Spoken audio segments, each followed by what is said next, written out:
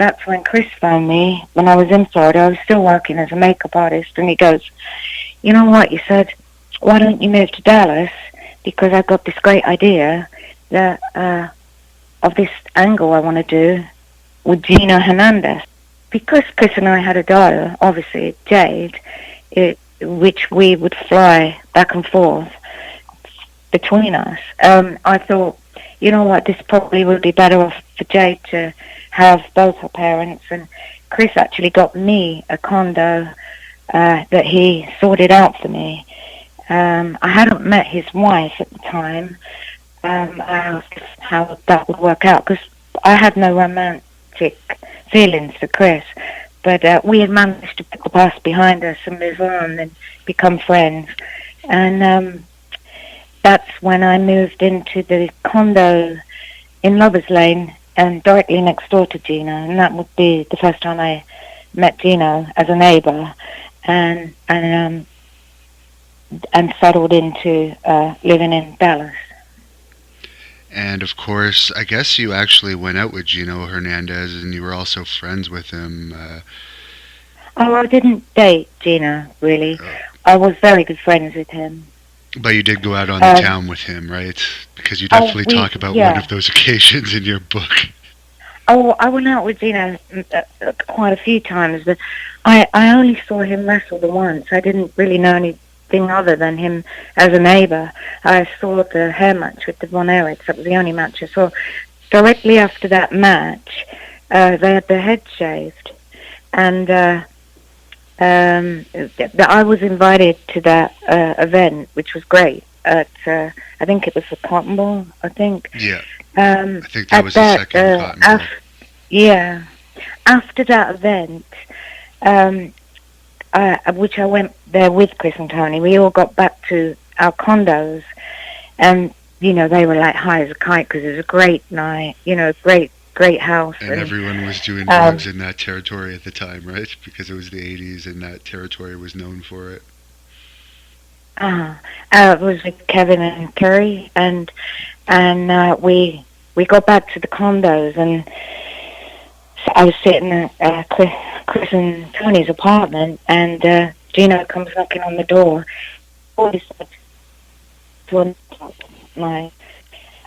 I hadn't been anything but just friends with Gino, which I didn't really see him. He was like really happy, and Chris said, "You drive with Gino, and I'll drive with Tony." And I got in Gino's Porsche, and from the condo to the nightclub, he probably went about 100 miles an hour. And he's looking at me, he's all glazed, and he offered me a piece of paper, which he's going, "Oh, no, it'll be fine, look after you." I didn't know what it was or anything like that, but I think he'd just come back from Hawaii, he said, and I think he got acid. It was acid. But we got to the nightclub, and everybody was overly excited, and we had a lot of fun that night. We, just were hanging out at the bar. Everybody was laughing, and I just remember Gino laughing at me because I was trying to walk to the bathroom, and it felt like my feet were going into the floor. So I was like, "Oh my God," and I went around the edge of the nightclub, with my hands up against the wall, just laughing, and after that, we did get back to the apartment.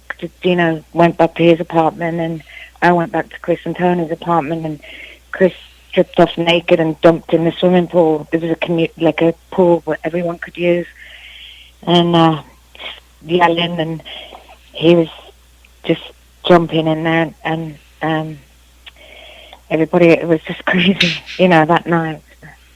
Yeah.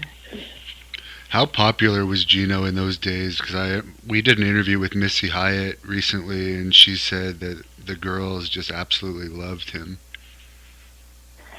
Well, I didn't know because I didn't see. Oh, they had just arrived literally just a little time before he passed, I guess. Is that it? I only knew him for a few months, you see, because I got there in 85 and he passed in 86. But we saw each other all the time, and basically Gino, after the night we went out in the nightclub, he was a member of a really cool nightclub called the Rio Room. It was one of the really exclusive nightclubs. You had to be like a member to get in there, and he said to me, "Oh, come on, let's go." So we went that night to the nightclub, and he was perfectly fine and acting normal in the club, and we stayed there together for it was just Gino and I with some of his friends for a few hours. And when we got to the apartment, we said, "Oh, we'll have a beer in his apartment." And basically, he opened the cupboard of his kitchen cupboard, and he reached up on the top and he brought down a cereal bowl, which was full of cocaine. It was like a lot of cocaine, and he started using a lot of cocaine. And it wasn't very long, maybe 15, 20 minutes after that, that he got very, very paranoid, very quiet, and his demeanor changed, and he started sort of looking out the window, and there was one part where he had a gun that they write about in the book, and what happened is he actually turned on the water to his sink, and he put the plug into the sink, and the water was filling up and then coming over the top of the sink onto the floor, so it was flooding the kitchen. So my natural reaction was I walked up to pour the plug out, so my hand into the sink, into the water to pour the plug out, and Gino grabbed my hand to stop me doing that, and he kind of pulled me back. He was holding me really tight.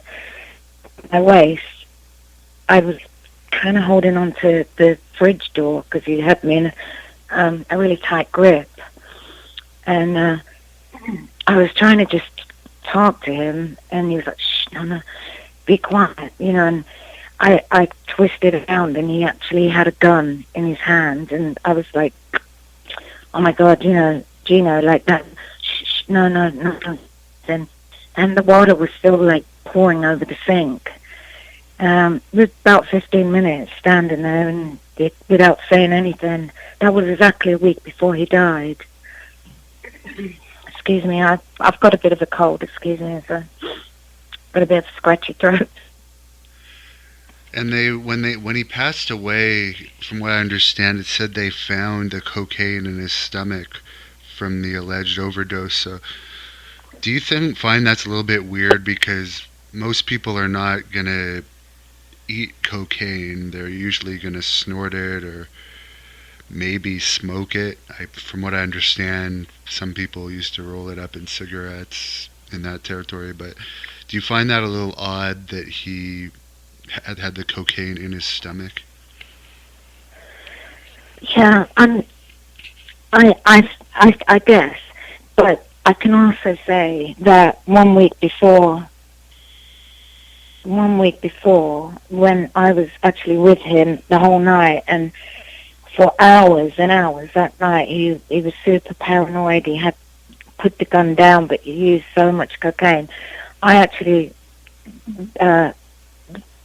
did think he could OD that night, and I was like, oh my God, he did end up snapping out of it, and he actually said, look, stay here, I'm going to go out, and I did stay in his apartment alone for a while, but I was very tired because we'd been to the Rio Room and all the stuff with the gun and that, and I actually phoned up Tony, and she popped down to sit with me, and I actually left the apartment. I saw Gino the next morning. I went over to his apartment and said, "Oh, I'm so sorry, I was so tired."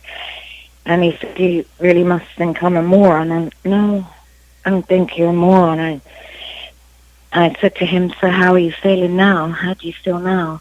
And he said, "Oh, I feel great." And he looked great, and he acted just normal again. But I, I, I heard about the cocaine in his stomach. I was around the whole week. I saw him most days up, and I actually was the last person to see him alive. And we did do a Vice special that investigated Gino's death.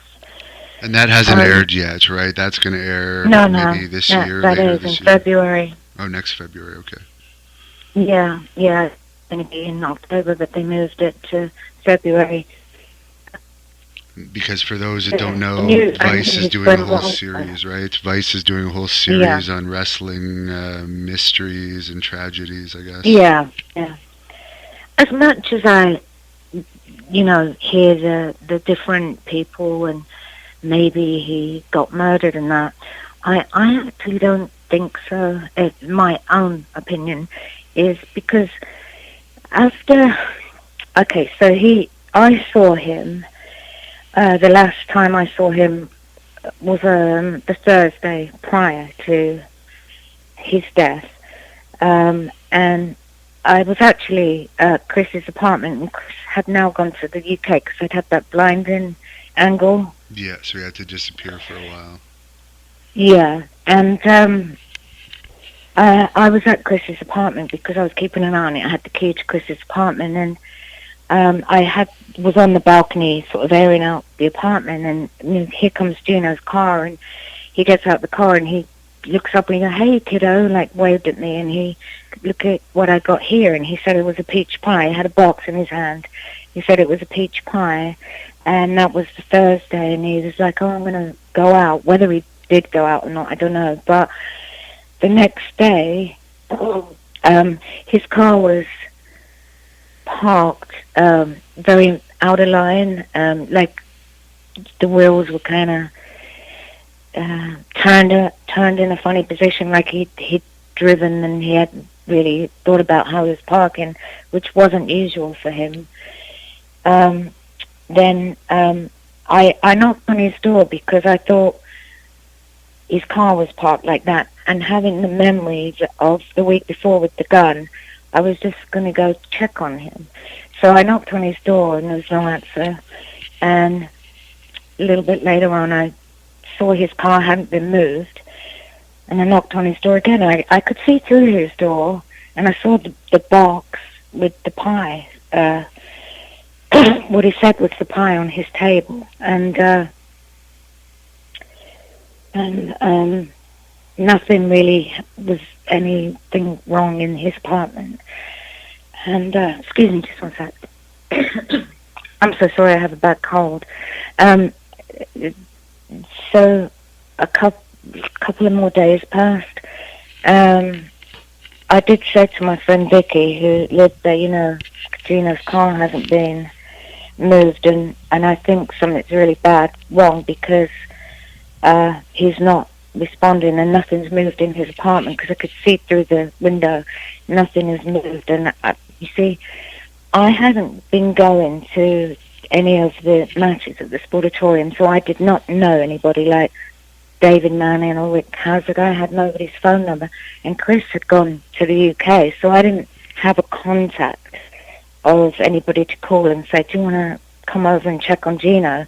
And I was terrified that he may be sleeping, or he may be dropped his car off and went somewhere, and he may have all that cocaine, and if I called somebody, would he get in trouble? So I was kind of at a strange point of not knowing what was the right thing to do. It's a bit of a dilemma. Oh my God, is he okay? Maybe he's not okay, but what if I were to call the police, would he be mad at me? So I was only young. I was like in my 20s, and I didn't know anybody to reach out to. Next day after that, which I believe was the Tuesday, I saw lights of the ambulance and the police. Kind of people, Gino's door was open, and, I just thought, oh my God. I actually feel really terrible, because I kind of knew something might have been wrong, and then they rule out his body. And it just sort of like, it's one of those surreal moments. Like when you watch 9/11, you go, hold on a second, that plane didn't really just hit into that tower. Am I seeing things? It was kind of like a surreal moment that you're like, you don't want to think it could be true. But I phoned up Chris, and Tony actually answered the phone and shut out the biggest scream. And I don't know, I didn't know who the people were that were there. I think it may have been David Manning and Rick Hazard, but I wouldn't have known them at that time. But I did know Walter, because I'd seen Walter all the time at Gino's apartment. And he was very upset. He actually came up to Chris's apartment to talk to me. Walter was the person that I think alerted the police. I'm not sure, or it was David Manning. I don't know what went on prior to the police coming at all. You know, what happened to any cocaine or whatever. But I did speak to, what do they call the people that rule the body out? Is it coroner or something like that? The coroners are the ones that investigate the cause of death. I guess the people that wheel the body just work for the funeral home. I forget what they're called. One of those people, I spoke to one of them, and, you know, they said that it looked like he just fell down like a tree. He was face down, the gun was there, and I thought it was in his bedroom, in the corner, in his bedroom, that he died. And, you know, I think in my mind he probably, because the body had actually decomposed, forgiven, you know, a lot by then, and I believe he probably died on that same night I saw him with the pie box, because I think he'd probably been dead 2 or 3 or 4 days, even when I was knocking on the door. But I didn't know, because where I could see in to his apartment, he was actually in his bedroom, where his body was, in the corner in his bedroom, which I could only see the living area, the dining area, and the kitchen, and I couldn't see through to his bedroom. But and you knew he had a cereal bowl full of cocaine, so you didn't want to alert the police. That's obvious. Well, you know, look, I'm young, I'm frightened, very naive. You know. Yeah, I understand. Had even left, you know, but I did get a serious feeling of his car not being moved, that there was a problem. And I told my friend Vicky, I'm so scared, I don't know what to do. Nobody to reach out to that I knew, because I wasn't, you know, going to the matches or anything. So I don't think, anyway, there would have been anything they could have done, because he'd already obviously been dead for a few days. So when I was knocking on the door, he was actually already dead, because there's no way he hadn't died, you know, quite some time when they actually took the body out. The next day, I did go into his apartment, because Walter was there, and he invited me into the apartment. And, you know, obviously that, you know, no disrespect to Gino, but obviously there was an odor, and I did go into his apartment the next day. I walked to the bathroom, and they cut out the carpet in the corner where I think Walter probably cut out the carpet, where he, you know, had laid for several days.